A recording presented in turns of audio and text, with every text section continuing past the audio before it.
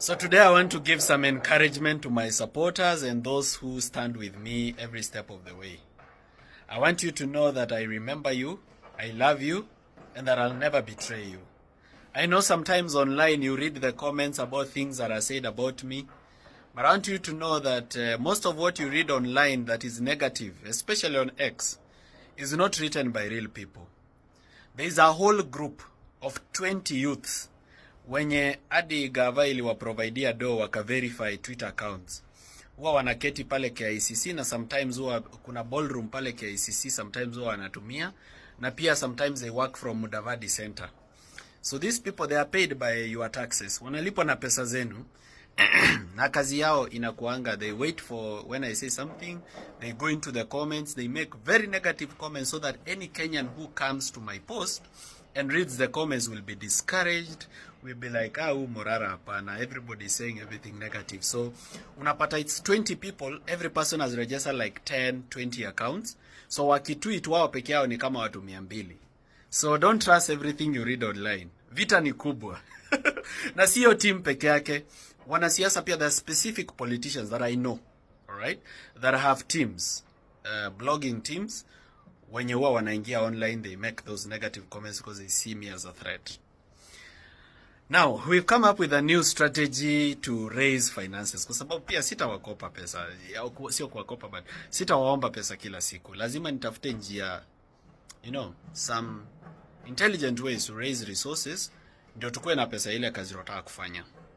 Why do we need money? We need money because sometimes, let's say for example, kuna bill inakuja parliament about agriculture. We need to file a case. Of course, kuna mawakili watajitolea to do it for free, but they need printing papers. They need a printer. The printer needs ink. All right? Sometimes you need to go to Vampire Diaries, maybe to Bomet, maybe to Kisumu. Those cars need fuel. We have an office. That office has a watchman. All right? It has a receptionist. It has a cleaner. Those people need to be paid. And that office is your office, where you come and talk about issues that are concerning you. So for every single thing we want to do, we'll need resources. Kwa hivyo, msione vibaya when I raise resources. Na sitawacha. Hata nikiitwa conman. Hiyo ndio ile kitu nitauma kama kupe. Nitauma kama kupe. Hii gari ishaondoka kwa stage na hairudi. Hii gari ishaondoka kwa stage na haturudi. Gear ya reverse haifanyi. Alright? So we keep going forward. There are those who say, we don't need a political party. We need to be leaderless. We need to be partyless. Wewe. Hiyo ni kama vile tulikuwa tunadanganyana high school. Mtu anakuambia usisome. Alafu ukiamka usiku, wakati unaenda washroom, unaona taa imewaka kwa darasa.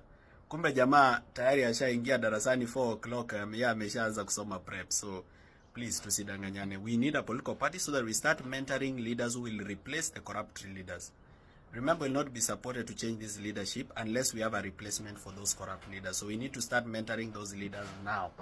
So keep supporting me, keep holding my hand, pray with me, support me in every way that you can. And ile pesa mulichanga for a computer and a printer, you will see that computer and printer today. Leo. You will see it because I'm ready to be accountable. And of course, I'm building structures. Some of you have asked for accountability structures. Kitu mnafaa muelewe ni that the structures also come with the registration of the party. We have not yet received our final certificate. We already got our reservation. Then we got our reservation of symbol.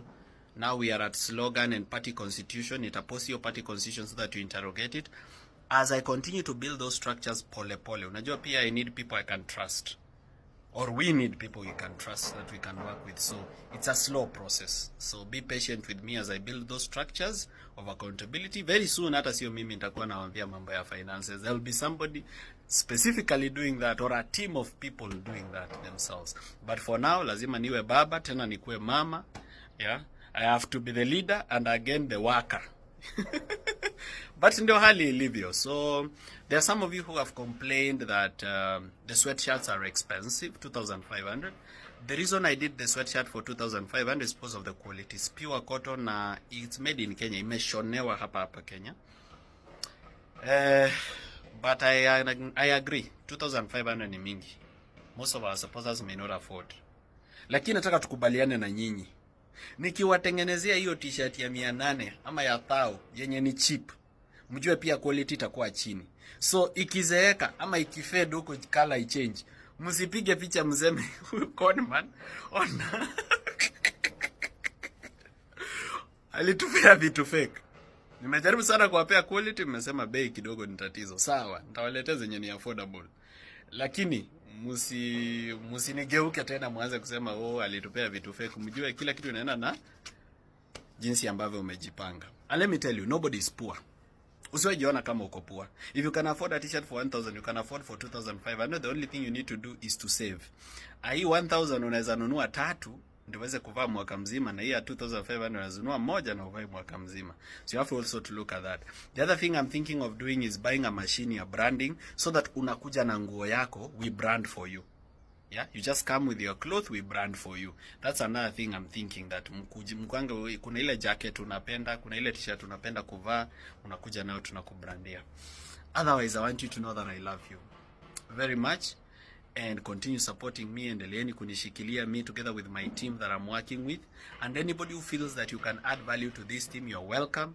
The office is at Kawaskari, River Road, 6th South Avenue. You're very welcome. Hiyo ni ofisi yenu. Don't fear to come. You're always welcome to come anytime. What do I need to say finally? Oh, finally, there's a guy called Villager 254. He collected some money for IDs, vijana na ID, to support vijana kupata ID. That money never got to me. Sikupewa. So I don't have it. So that guy should give a report to Kenyans on where he has reached with that program, because he did it in my name. There's also a guy called Gen Z Movement who held a live on TikTok yesterday. He had brought some t-shirts to the office, which he had made, and wanted us to give him a tender to do the t-shirts, but quality haikuwa mzuri. So I'm requesting him to just go back and do a better quality and bring back the sample. We'll review it and we'll make a better decision. So I know some of you, whenever I say no, whenever you want something, maybe umeni inbox, umeniambia Morara, I want a job, then sina kazi ya kukupatia, bana pia mimi niko mbaya, ama sina resources za kukulipa hata nikikupa kazi, ama umeni inbox unaniambia nahitaji tender ya t-shirts na labda sina hiyo pesa ya kuprint hizo t-shirts, ama umeni inbox unasema unataka kunimanagea my social media account na labda I prefer managing them myself. Whenever I say no to you, don't hate me. Yeah? Usinichukia ati kwa sababu nimekataa kitu fulani, ama I've not done vile wewe unataka. Sio kila siku nitafanya venye kila mtu anataka. Sometimes I have to have my own mind, my own decisions. So don't hate me for that. Welcome back to Morara TV. So Morara Kebaso has released another dossier today that is targeted at the people who are employed by the government, and they're working as mercenaries, the online mercenaries who are there to discredit the work he's doing. And he has encouraged his followers that there is no day he's going to betray them at all at all. He talked about some of the harsh comments which are written about him online and even by verified badges on Twitter or the X platform, but he talked about how these people are sponsored and they work from the boardroom in KCC, and sometimes they work from Davadi Center. And when you look at this issue, it might be real, because every politician has a way of protecting himself and the way to mobilize the masses to his favor, because they know most of the time the grounds will be hostile. They can't be loved all the time. So something shocking he released or exposed is that these people are funded by Kenyan taxpayers' money. That's number one thing we need to know. They're funded by Kenyan taxpayers' money.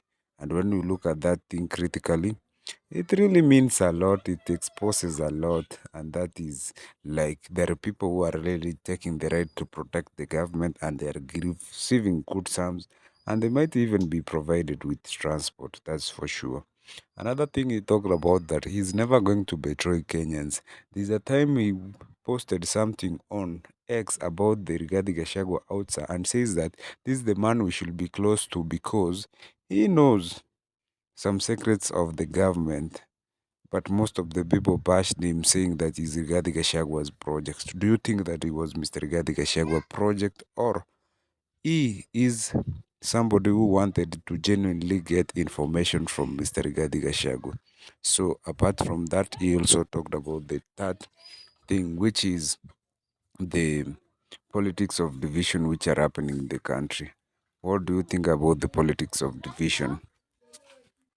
In matters of politics of division, we have seen a lot emerge in the last few days, especially where the tribal alliances are being formed by the president himself. So, by the president thinking that aligning or choosing people from other community, that means it's broad-based government. But in the real sense, it's only a few individuals who are getting jobs and they're benefiting with their families, not other the community is in as in full. We have seen post trending online about how some people are getting favoritism, especially from certain community in terms of jobs and other things, whereas others are really suffering and things are not working out on them in this government of Kenya Kwanza. We have seen how Mr. Rigathi Gachagua outside's gone and the impact it has had on the political environment.